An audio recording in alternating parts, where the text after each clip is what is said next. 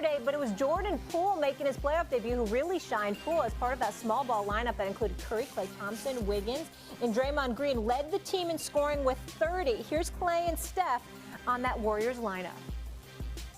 As far as being out there with Steph and him and Wiggs and Draymond, it's a scary sight when we really get going. I mean, this is really our first time really playing together. A lot of shooting, a lot of playmaking, and if we can defend and rebound, you push in transition, like it's really hard to guard us. It is, Steph, it is. Good to have you back. The Warriors small ball lineup played just 5 minutes together in Game 1 against the Nuggets, but in those minutes, they outscored Denver by 14. Kendrick Perkins. Is that lineup the best in the playoffs? No, it's not. It's not. And look, I'm not going to sit up here and disrespect the Phoenix Suns whatsoever. When it comes to lineups, they have the best starting five in basketball, okay? And they showed us why in the regular season. They showed us why they represented the Western Conference. I'm not taking anything from the Warriors, but for the life of me, they're playing the Denver Nuggets without Jamal Murray. Can you tell me who they have around the perimeter to stop any one of those guys? They don't have a defensive prowess. They don't have a guy that could get down and slide those puppies. No disrespect to Jeff Green, no disrespect to Aaron Gordon, but those guys look like they were shocked and not ready for the moment last game. So I just got to give that to the Phoenix Suns, and I think Stephen A. is going to agree with me for the simple fact he's been coming on here praising CP3. He's been coming on here. He's been Devin Booker's biggest fan. So I know he's going to come on here and agree with me about the Phoenix Suns having the best starting five in basketball. That's not entirely correct, Kendrick Perkins. I wouldn't say that. Here's where I'm going with it, bro. You got me, because I got to tell you something, man. We're sitting here talking about the Golden State Warriors. Let me say this as an aside. My God. That performance by CP3 in the fourth quarter last night, that was something to behold. I mean, this dude was just sensational, just sensational. And when you consider the fact that he's 36, he's going on 37 years of age, to watch him take over that game, you know he's not dunking, y'all. He's not dunking. He's not finishing above the rim. Oh, no. It doesn't matter. The handle is nasty. The decision-making is sublime. I mean, this dude, the stutter step, the hesitation moves, the pull-up threes. It was a show. It was a display. Chris Paul was just sensational. It's that simple. And I love me some Devin Booker and the whole bit. Here's what I will tell you about this Warriors small ball lineup. I had the Warriors winning the chip. Had a little hesitation, some trepidation, because I always assumed that James Wiseman would be back to join the team and Klay Thompson would be back as well. Now, Klay Thompson's done that. Over the last 3 games of the regular season, what was it, 36, 37, 33, something like that. Had 19 in Game 1 against Denver. We get all that. Klay Thompson is going to be there, okay? James Wiseman is not. He's out for the season. I wasn't looking for 20 points or anything like that from James Wiseman.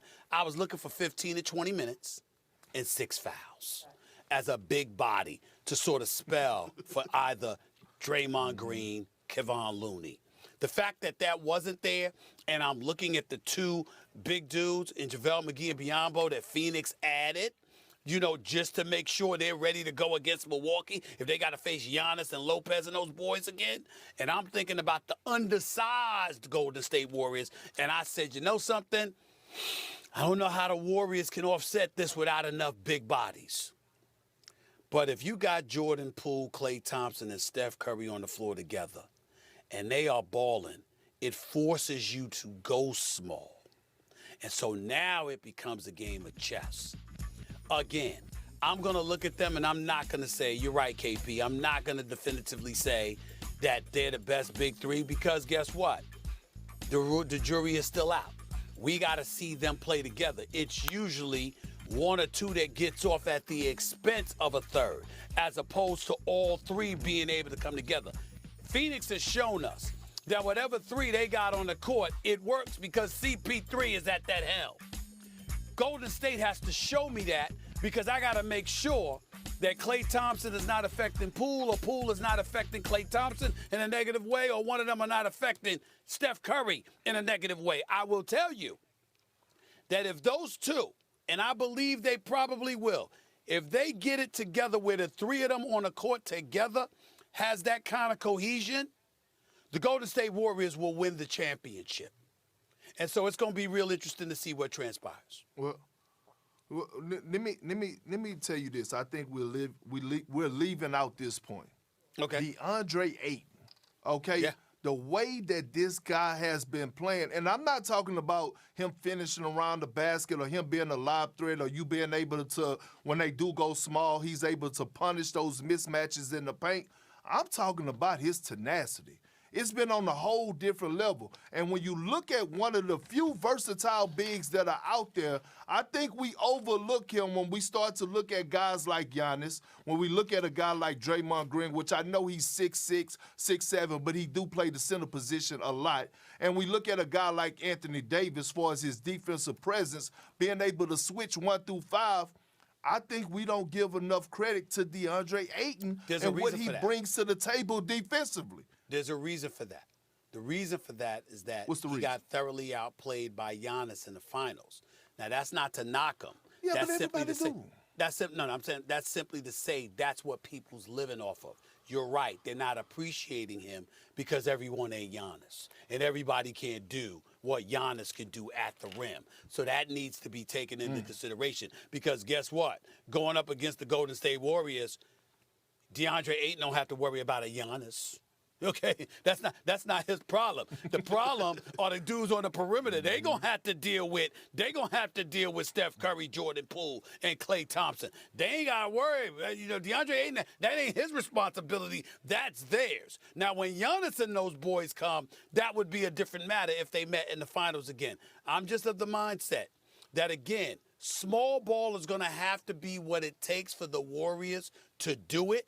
If anybody can do it playing small ball, it is the Golden State Warriors. I think the Golden State Warriors and the Phoenix Suns are on a collision course. That's what I see. First, they got game 2 tonight. That is in San Francisco. Warriors' third best odds as of right now, according to Vegas, to win the championship. We'll keep it rolling here, guys, or the title.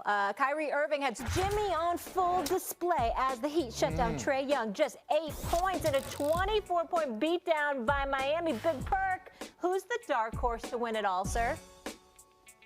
Oh, it's the Miami Heat. Molly, when you talk about the team that has arguably the best defensive starting 5 in the league, it's the Miami Heat. They held the Trae Young and the Hawks to 91 points, and when they get hot from the three-point line like Duncan Robinson did last night, it's curtains for any team that's coming their way. Oh, snap. Get ready for some Prime 112 or Prime Italian. Stephen A., how about those Minnesota T-Wolves? A 13-point victory, knocking off John Morant and the Memphis Grizzlies in Game 1. Anthony Edwards, get familiar, 36-2-6. Stephen A., are you impressed or what? I'm incredibly impressed. I think that this is a potential superstar in the making when you consider the fact that he's built like a linebacker, got a handle, can get his own shot, has a perimeter shot, not to mention, you know what, we know about his athleticism. I got to give credit where credit is due while giving some love to Karl Anthony Towns as well. But let me say this to the Memphis Grizzlies. Y'all said y'all want all the smoke. Well, you got it now. I expect the Memphis Grizzlies to show us what the hell they are. Okay, you know who showed us who they